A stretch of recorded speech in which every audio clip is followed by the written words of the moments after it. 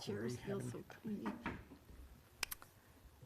Good afternoon. We're here for the Public Works Finance Committee meeting. Today is July 12th, 2021, and we just finished a long budget meeting. So let's start now with our next meeting, and we have, let's see, we have 7 things on the agenda, and we have here with us, we have Brandy, and we have Art, and we're both here and present, and there's a lot of other people in the room. But in terms of council, Brandy is standing in for Ann.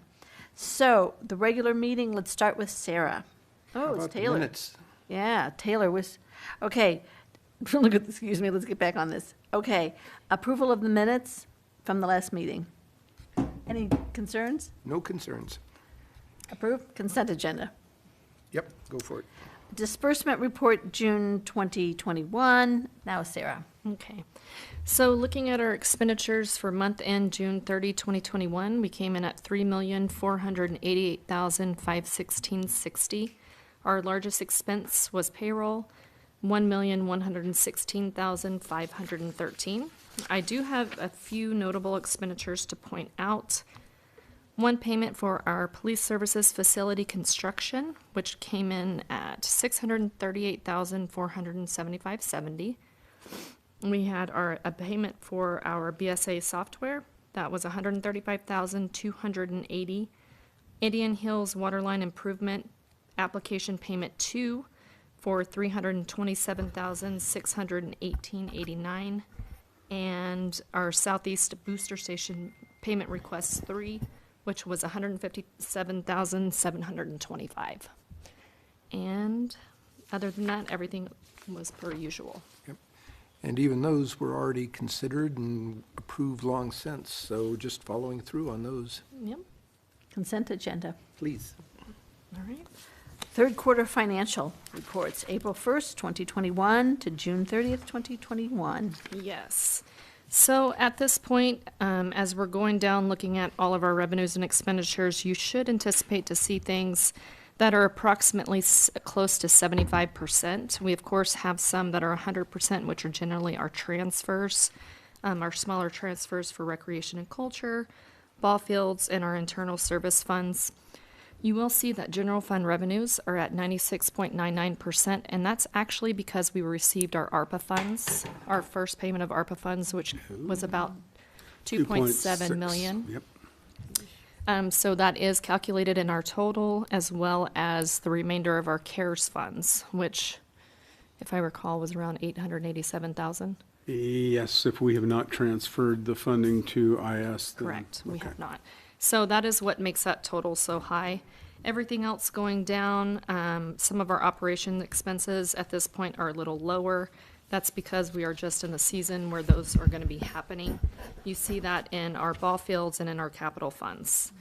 But other than that, currently our revenues in total are about 46.39% and expenditures 43.34%. What happened with the transit center with 116% revenue?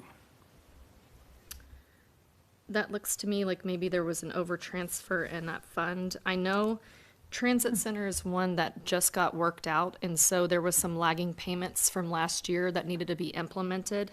So I can double check what that is, but I'm pretty sure that's them getting caught up to speed. And moving forward, it should be around what's budgeted. Any other questions? Nope. Consent agenda? Yes. Okay. Please sign my name for me. Okay. So I'll have Lori change you out for Ann Yep. and then do the electronic signature. Yes. Does that work? Yes, Okay. yes, thank you. Yep. State and local agreement, and it's Alicia Anderson for the Third Street Safety Improvement Phases 1 and 2. And Nate. And make Nate. sure. Oh, there's Nate. I'm sorry, Mr. Nate. Sorry, Nate. Good afternoon. Hi.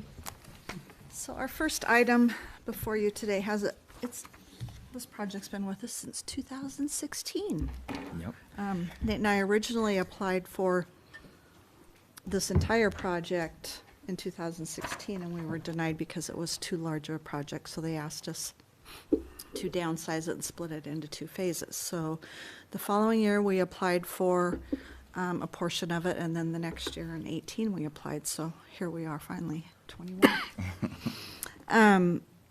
I think you've probably heard many times about this project, but we're basically looking at removing the excessive driveways that are on Third Street between here and Llewellyn, and putting in curb gutter. Is that a bike lane? Illumination? No No bike bike lane. lane, but it'll be a 10-foot walk on the north side, so it will be a shared use path. There'll be a what? There'll be a 10-foot walk on the Okay. north side. So basically, you know, it's moving everything to the nice urban look that we've installed on Jackson and having it all match, so. Within the staff report today, we gave you the totals on the projects with their matching funds. I just did want to also note that within the matching funds for Phase 1, where we have 280,474, there is a portion of that, 107,750 is from the Urban Renewal Agency for contribution toward the illumination. So we have in your packet both state-local agreements and then the corresponding resolutions to go with that. And so Nate will kind of go over with you a little more in detail about the significant portions of the construction and. Yeah, so essentially the goal in this project, in this corridor, was to address largely pedestrian and rear-end accidents. And so by increasing illumination, increasing pedestrian warning, and providing a more uniform and complete pedestrian infrastructure, as well as a complete illumination system, we hope to be able to reduce the kinds of accidents the crashes that we're seeing at this, in this corridor. So is that the flashing beacon at the Llewellyn crossing? We're looking into that, but that's not part of this project. This project stops just short of the Llewellyn, but we have other non-grant funded projects that are going to tie into it. You may have seen That them. includes the lights down on that particular crossing? Yep, the Papa Murphy's Right. repairs, and there will be a luminary right there as well. So That's a bad section. we want to make sure we have a complete corridor there, so. So that the south side will just have the reconstructed regular pedestrian sidewalk, Yep, right? 5 foot. And then how long will that wider one on the north side, what distance will that cover? It'll continue up to the, where Helbling Machine Oh, is. okay. So it'll go all the way to that, and then at the check cash place, it'll transition down to a 6 foot, and then it goes onto the ITD corridor, and I believe it remains a 6 foot there. And that's where the bike lane starts, That's where the right? bike lane starts, Okay. correct. So is it your anticipation that whether it's 6, 8, or 10, it will be used for pedestrians and bicyclists? We try not to, with a 6 foot, that gets a little narrow. 8 or 10 are both acceptable for pedestrians and bicyclists by our AASHTO standards. But in the 6 foot area, we would anticipate either using the sharrows or doing like a walk your wheels kind of thing. So that's probably similar to where you have on the other side of the underpass, right? Is that a 10-foot? Do you know where I mean, on the, On the south side of the highway, or, Over on White Avenue? continuing Steiner? towards the fairgrounds? Right, That is a exactly. 10-foot, yes, Yeah. correct. and it's perfect for pedestrians and bikes. So When 8 you- foot is it has like a kind dotted line of down not the middle. ideal, but we use that if there's physical constraints, and then 6 foot is just the best we could do in that area. So my concern is having various sizes, and so that, somebody's riding their bike, it's safe to ride your bike, and then you suddenly hit a 6, and then the answer is you're walking your bike, and then you get back. So do you really think people are going to get off their bike? No, I think probably people will transition to the sharrows. Okay. But because of right-of-way, that was the best we could do there. Yeah, there. So we With the couldn't. bike lane, right? Yeah. Won't it just? And yeah, won't the it- bike lane will start right up as the highway splits. And that's, I imagine that will be pretty clear. Yeah. And we can, if it becomes a concern, we could do a transition as well. Just something to warn people that they're transitioning from a multi-use pathway. Okay. Hi, Bill. You'd like to add something to this conversation? Yeah, just to clarify, this was really never intended to be a bicycle facility on the north side of the roadway. We're actually adding brick paver elements in some of those wider sections, so it's not going to feel like it's a continuous shared pathway. This is always a pedestrian safety, ADA compliance, and enhanced illumination. So I don't think it really is going to function like a bike facility, again, because we have this varying widths. Even at the far east end, we have areas with tree lawns that exist in the sidewalk, so there's going to be some areas that are going to still fluctuate in width throughout the corridor.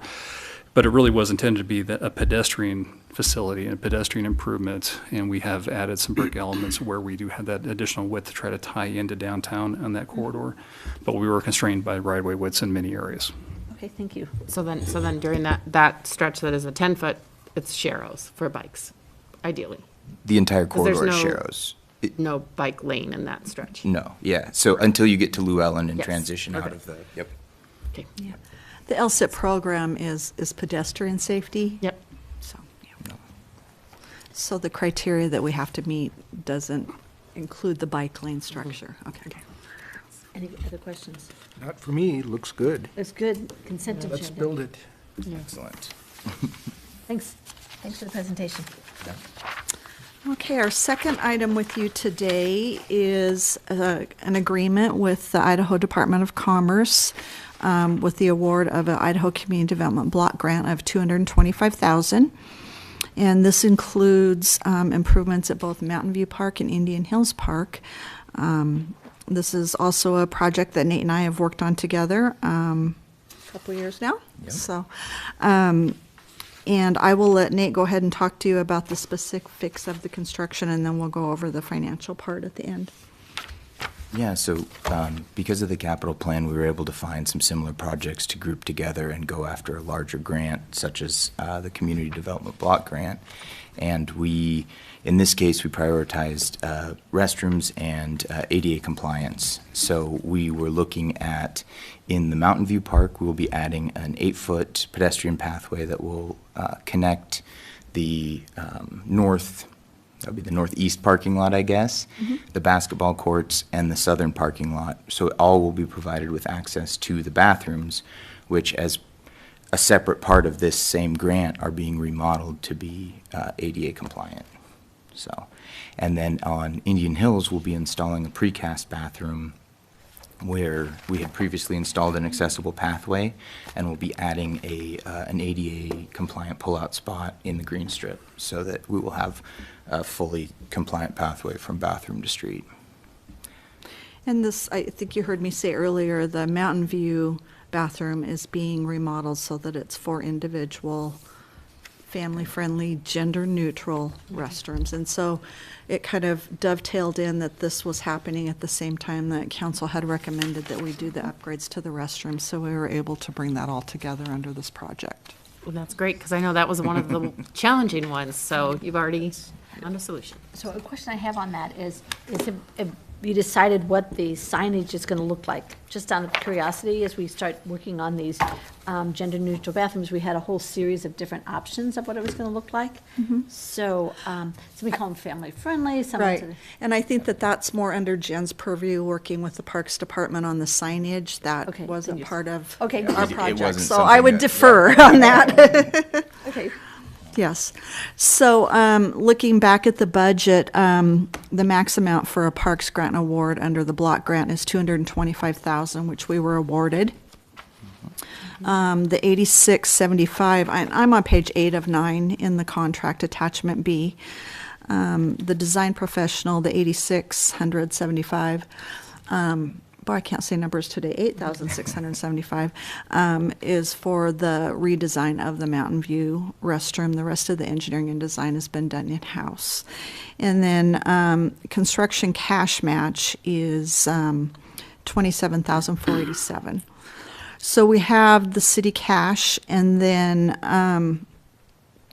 under city in kind, we have 22,500, which they give us 10% of the construction amount or the grant amount for in-house grant administration. So that's basically what I do, and that's part of an in-kind service. And then they've also given us value to the portion that engineering is doing for the design and construction inspection on this project. So total project costs are at $335,662 overall. And this project was budgeted in the current FY 21 budget. So we're actually just on the hook for 36,000 cash. Yes, the Yes. total yes. of the design professional and the construction cash match. Yep. Nice little chart. Yeah, thank you. So, in my sense is that between today's meetings earlier today and this, we're indebted to all the work you do on getting us grants, because we would just have no money to do anything if you didn't find us money and write successful grants, so thank you. Well, it's very much a team effort. Nate and I do a lot of infrastructure projects together, and I think our knowledges complement each other very well, and so I don't take all credit for that. That's certainly something that we do together. So I take it back. Both of you Thank you, did a great Lisa. job. There we go. With the Consent- in-kind contribution too. Yes, that, and this is the only grant program that does give you that credit, is the community development block grants. So it really, gives us a leg up on not having to put so much cash out, so. Any questions? Consent agenda? Other than hooray. Amen, here we go. Consent agenda. Yes, please. Okay. Thank you for your time today. Oh, thank you. Thank you. Where's Bob? You're Bob?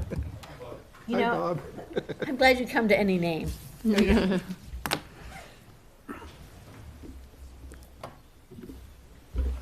Oh my gosh, we have a slideshow.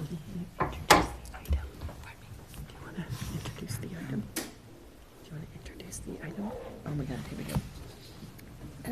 This is Indian Hills 8th Stormwater Utility Easement Vacation, and Bill Belnoff is going to give us a presentation on it. Bob's on vacation day, so I'm filling in, so good afternoon.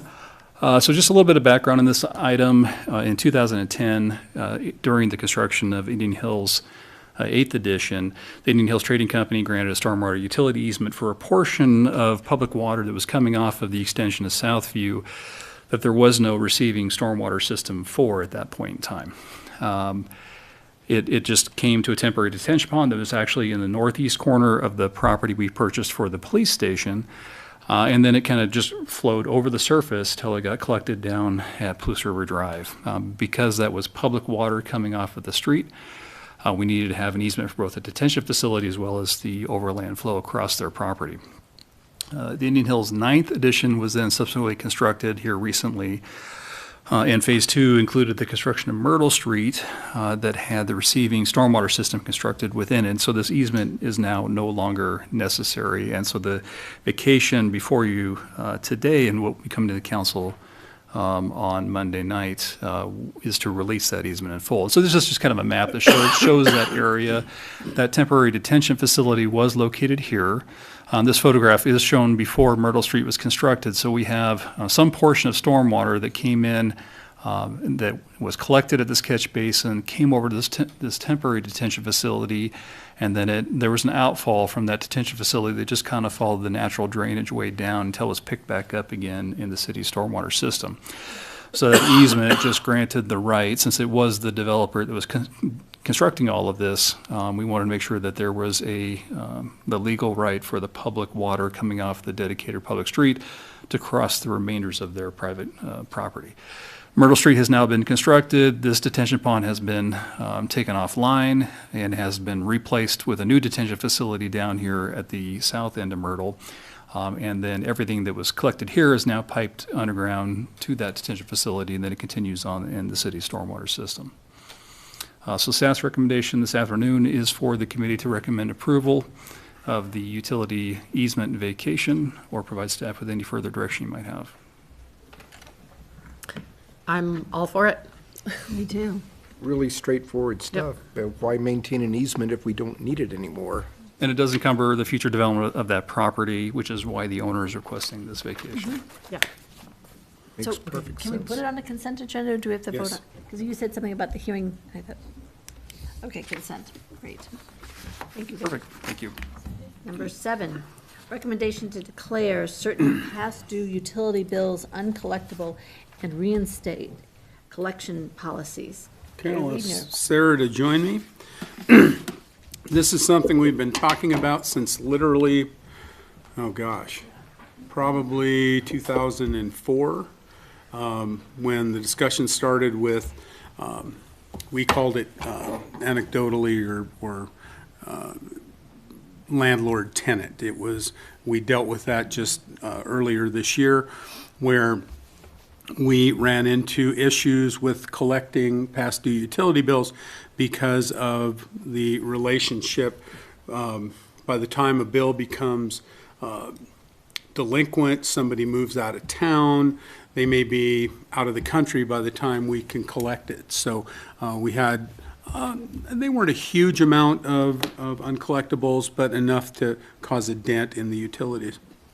So when we put the BSA software in place, we addressed that issue. Council passed a policy which and a resolution which I put in your packet. So as of the March 2021 billing cycle, property owners were, responsible for utility bills ultimately. Tenants could still pay them, but the bottom line is we needed to be in a contractual relationship with the property owner in order to collect those bills or against the property owner. So at that time, even though the law allowed us to do that, even though our ordinance allowed us to do it, we did not have the processes in place to do that. So dovetail that, we now have a policy in effect as of the March 1st, 2021 billing cycle, which changes totally the way that we collect bills.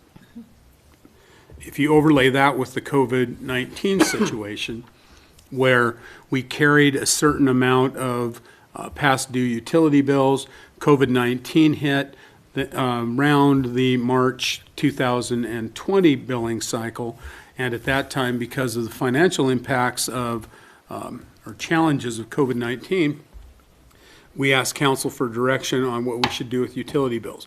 As going back, checking the minutes, we talked about whether we would grant amnesty for utility bills for a certain period of time for everybody. And at that time, we looked at it and it was going to be extremely costly and would have hurt some of our utilities that are couldn't take the pressure, the water utility, for instance, as we talked about in the budget today. So we asked council for direction. Council said, well, why don't we do this? Let's put a moratorium, if you will, on collection practices, including shut-offs and late fees for those folks who couldn't pay their utility bills. We didn't have any investigation as to why people weren't paying, but council didn't want us to go shutting water off and that sort of thing and putting additional pressures on, which makes sense. So we have not done that since the March billing cycle of 2020. Since that happened, and we were carrying a significant number of past dues. As I reported at one time, we were carrying close to $400,000 of past due utility bills. Since that time, as you can see from the memo that I included in your packets, that is now down to $143,000. So past due utility bills prior to the March 2021 billing cycle is $143,000, which is as low as it's been in a long time. So people who've have been really good about catching up on their bills. These bills included those that predated the March 2020 billing cycle. So some of these bills are 2 years old, maybe older, so they're probably not very collectible anyway. However, some of it does represents bills that came up during the COVID crisis. So staff is recommending moving forward with declaring those bills that predate the March 2021 billing cycle as uncollectible. What that does is that's got two things going for it. Number one, it allows some relief to those people who do have that financial hardship. And that, of course, is one of the things that the council directed us to do. And going back to the memo, Out of that $143,054, $87,960 is representative of residential past due bills, or 61.5%. $42,576 is commercial, so there's some business relief there as well at 29.8%. $9,551 for multifamily, representing 6.7%. And sewer only, which is those residences typically that have sewer service but not water service, at 2%. So what that will do is that will clear the books, provide some relief. It will also give us a clear delineation that anything prior to the current billing policy or collection policy are off the books. So getting into that legal situation where we can't really collect against it because we don't have that relationship with the property owner that was remedied by the current billing practice, that would get rid of those and give us a clear, okay, before that is gone, now going forward, they are collectible. We would also like to reinstate the collection practices of water shutoff and late fees. They're very effective, as you might expect, that if someone is that far past due that they get a door hanger that says either make arrangements or else your water is going to be shut off, then that usually motivates people to pay their utility bills.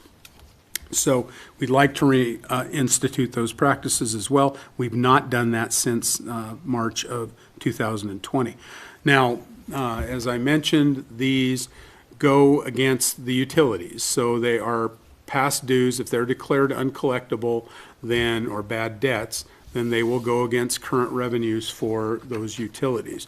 Those utilities are on the second page of the memo. One's $49,003 of that $143,054 is water utility. That's 34.3%. Sewer utility is $62,622, or 43.8%. Sanitation, $28,677, or 20%. And then street light utility, only $2,520, or 1.9%.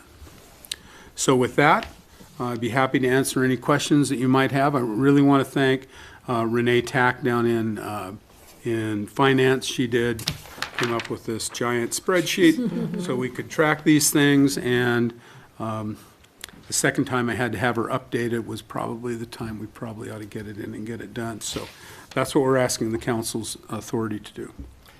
So is the sewer, a lot in the Southeast Sewer District? Is that where that overdues are coming from? I don't believe that. So sewer only sounds like Southeast Sewer District. Yeah, there are, I'm sure some of them are there. We also have a few others around town, Art, so I can't tell you. Sewer only, huh? Yeah, it's, if someone is having septic issues, typically we have a policy that will allow us to extend city services outside of the city limits in certain circumstances. So there's just a couple of those. But I would say, without having looked at it, I'd say your prediction is probably true, that most of them are in the Southeast Moscow Sewer District. Are there, oh, Go ahead. are there any, are any customers out there that are behind but are in an agreement and are paying gradually and have been in contact Payment with the plan. city? Payment plan. Are they included in the non-collectible? No. Okay. And then my last question is, what would happen if one of these non-collectibles, once it's all, you get like a payment in the mail the day after or something, will it just be applied towards their future? And In that situation, it would actually be probably put back into revenue. It depends on, again, if it's a situation where it was someone that we had an agreement with and knew that they were working past due, but those aren't included in this. So I'm not actually sure how we would handle that, to be honest. I would say if you analyze these, and we kept all identities out, all Right, addresses out, that's, because it'd be hard to know. just don't think Yeah. it's going to happen, is what I'm guessing No. you're saying. probably as old as these are, those people are probably no longer in our community. Correct. And also during this process, we had, when the outstanding debt became substantial, it was probably around 300,000 at the time. We did start sending out past due notices again, not past due, threatening water shut off, but just encouraging people to please give us a call, let us know where you're at. And so that is how it has come down to 143,000. But it's been a while since we've also been doing that. So at this point, we believe, due to how far past due these accounts are, and like Gary said, majority of these accounts, I mean, they're over a year old. So finding these people to even be able to collect, most of them are long gone, and the ones who are still here, if they were going to pay, it would have happened already.